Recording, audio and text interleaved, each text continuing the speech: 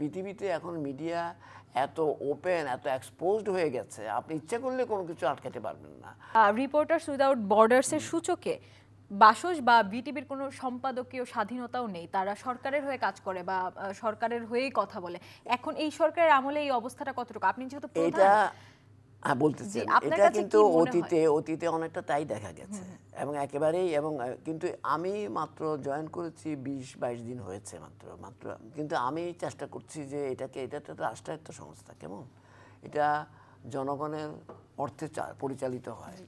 আমি তো অনেক রিপোর্ট দিই এখানে, আপনারা খেয়াল করে থাকবেন, আমি জানি না আপনারা খেয়াল করেন কিনা। আমি এটাকে রিঅর্গানাইজ করি, এটাকে সত্যিকারের অর্থে রাষ্ট্রায়ত্ত একটা সংস্থায় বা একটা মানে মিডিয়া আউটলেট হিসেবে আমি আমার যতটুকু সাধ্য, আমার যতটুকু অ্যাবিলিটি আমি চেষ্টা করব প্রফেশনালি রান করার জন্য।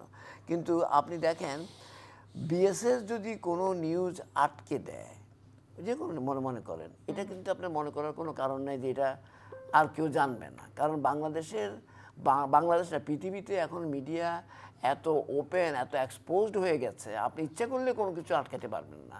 সো এখানে যেহেতু এটা একটা সরকারের এখানে একটা তথ্য মন্ত্রণালয়ের একটা অধীনে একটা মানে মানে ন্যাশনাল নিউজ এজেন্সি, এটার কিছু গাইডলাইন আছে, এটা একটা সার্ভিস রুল আছে, এটার কিছু আইনও আছে।